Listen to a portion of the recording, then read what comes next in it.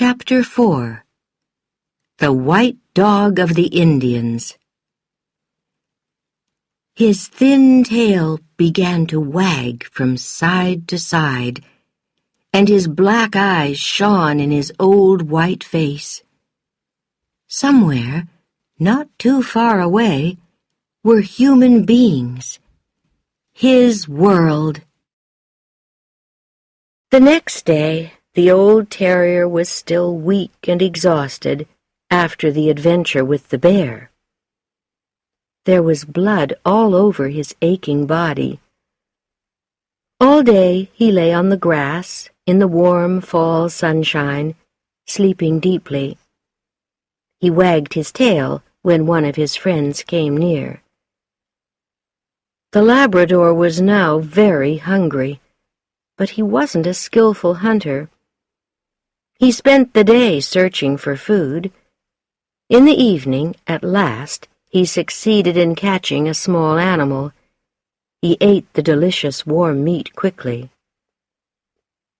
They slept in the same place that night and most of the following day. The weather continued warm and sunny. By the third day, the old dog seemed better and was able to walk around comfortably. So in the late afternoon, they started their journey again. They walked slowly along the road for a few kilometers and arrived at a small lake. They were sitting at the side of the lake when the young dog suddenly turned his head. He could smell wood smoke far away.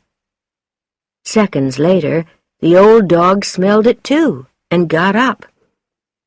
His thin tail began to wag from side to side, and his black eyes shone in his old white face.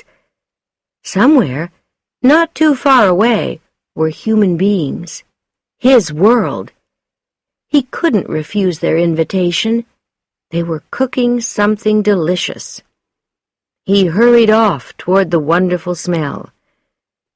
The young dog followed more slowly, and the cat ran past them both. The smell was coming from wood smoke, rice, and chicken. When the hungry animals looked down from the hill, they saw some small boats by the side of a lake.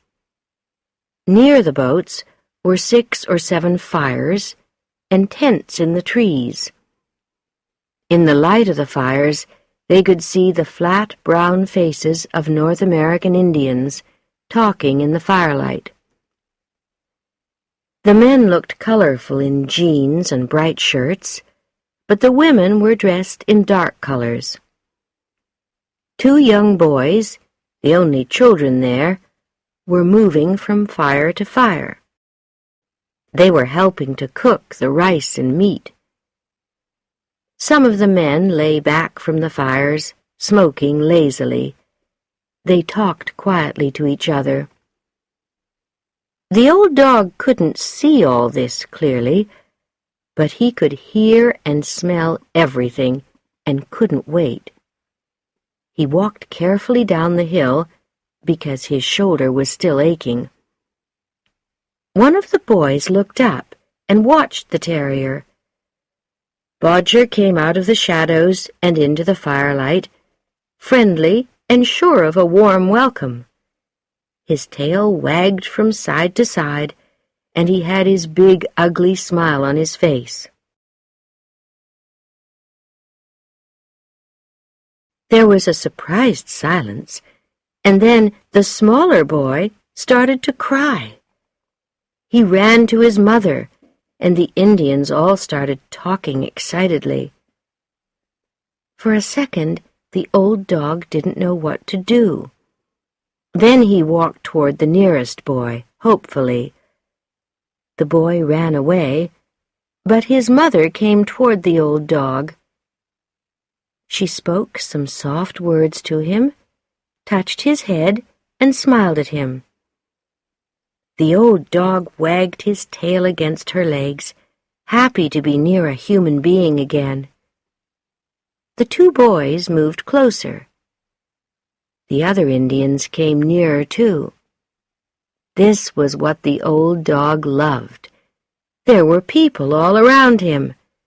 They gave him meat, and he ate it hungrily. They laughed and gave him more.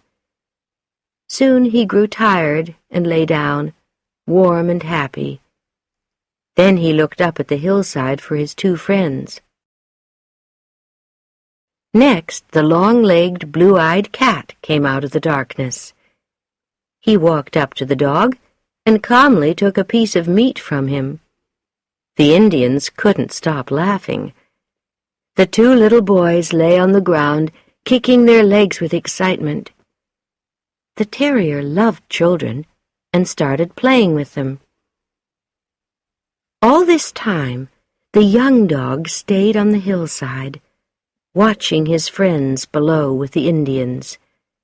He saw the cat, well-fed and happy, lying by the fire in the arms of one of the sleepy children. He saw one of the Indian women washing the blood from the terrier's body. Then she put a piece of meat on the grass in front of the old dog. The hungry Labrador watched as the terrier ate it. When the fires began to burn low, the Indians got ready for bed. But the old dog and the cat were comfortable and didn't move. The young dog on the hillside started barking. When they heard him, the other two woke up. The cat jumped down from the arms of the sleepy little Indian boy and ran toward the terrier. He shook himself and walked slowly after the cat, away from the warm fire. The Indians watched silently. They didn't try to stop the animals. Only the mother called out softly, saying goodbye to the travelers. The old dog looked back once or twice, but he could hear the Labrador's loud bark. Then the two animals disappeared into the blackness of the night. The Indians never forgot their two visitors. The old dog became the famous white dog of the Indians. He was sent to bring us luck, they said. We welcomed him, fed him, and looked after him. We will have great luck in the future.